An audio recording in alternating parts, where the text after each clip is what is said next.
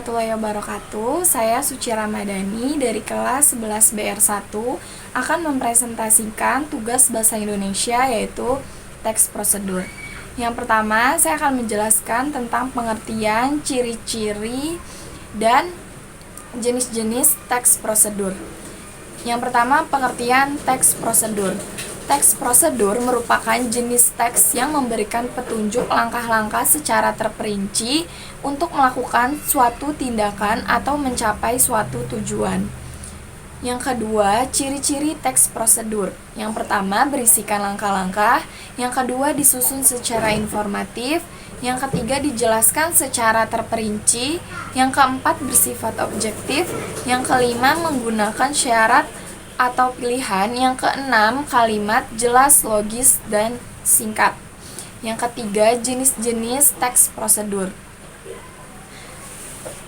Yang pertama, teks prosedur yang menjelaskan proses sesuatu bekerja atau instruksi secara manual. Yang kedua, teks prosedur yang menginformasikan aktivitas tertentu dengan peraturannya. Yang ketiga, teks prosedur yang berhubungan dengan sifat atau kebiasaan manusia. Yang kedua, saya akan menjelaskan tentang pernyataan umum dan tahapan-tahapan dalam teks prosedur. Yang pertama, tahapan dalam teks prosedur. Yang pertama, merancang tahapan-tahapan dalam teks prosedur. Yang pertama, merancang topik prosedur yang akan disusun. Kedua, mengumpulkan sumber informasi. Yang ketiga, mengembangkan sumber informasi yang telah dikumpulkan ke dalam langkah yang saling berkaitan. Selanjutnya, menyusun teks prosedur secara utuh. Yang pertama, sudah pasti kita membuat struktur teks prosedur yang berisikan bagian tujuan, bagian material, dan yang terakhir bagian langkah-langkah.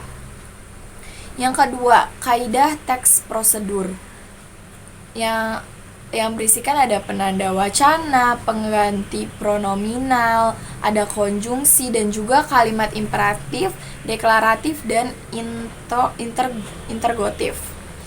Selanjutnya, penjelasan tentang penyusunan teks prosedur. Yang pertama, pada bagian material. Biasanya bagian ini berisikan bahan-bahan yang diperlukan, alat-alat yang diperlukan, dan lain sebagainya. Atau juga biasanya bahan-bahan yang diperlukan dan alat yang diperlukan pada bagian material hanya digunakan pada teks prosedur untuk membuat makanan ataupun membuat suatu hal.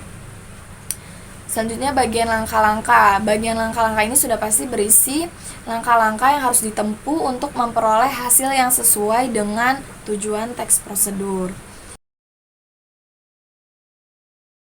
Berikut ini saya akan menjelaskan salah satu contoh teks prosedur, yaitu dalam hal mendisplay barang. Hal-hal yang harus diperhatikan dalam mendisplay barang dengan baik dan benar adalah yang pertama, sesuaikan dengan listing. Listing adalah penempatan suatu barang di rak display yang sudah ditentukan oleh manajemen perusahaan.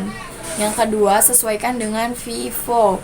Apa itu FIFO? FIFO adalah first in, first out, dalam artian barang yang pertama masuk adalah barang yang pertama keluar. Selanjutnya, yang ketiga, kondisi barang harus dalam keadaan baik. Semua barang yang dijual di toko harus dalam keadaan baik, tidak boleh kotor ataupun rusak. Yang keempat, merek barang harus menghadap ke depan. Merek barang yang dipajang di rak display wajib menghadap ke depan. Ini bertujuan agar memudahkan konsumen pada saat mencari barang yang diinginkan. Selanjutnya, merek barang menghadap ke arah konsumen masuk. Jadi, apabila konsumen masuk, konsumen tersebut dapat melihat barang yang terpajang di rak gondola yang terdapat di display gondola. Ini berlaku untuk barang yang di-display di gondola depan dan area kasir. Yang keenam, display harus penuh dan menarik. Usahakan setiap barang yang di-display agar selalu full display sehingga terlihat menarik. Jadi orang tertarik untuk membeli karena barangnya full. Yang ketujuh yang paling penting adalah pasang label harga. Setiap barang yang di-display wajib dipasang label harga.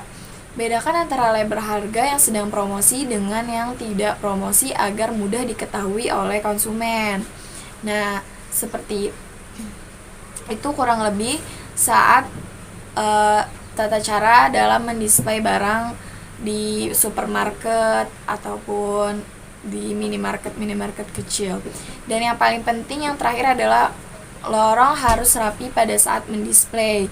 Usahakan lorong agar selalu dalam keadaan rapi saat mendisplay barang. Caranya adalah dengan semua barang yang hendak kita display harus dalam satu wadah, jangan sampai ada box kontainer atau keranjang yang menghalangi jalan customer. Sekian presentasi dari saya. Wassalamualaikum warahmatullahi wabarakatuh.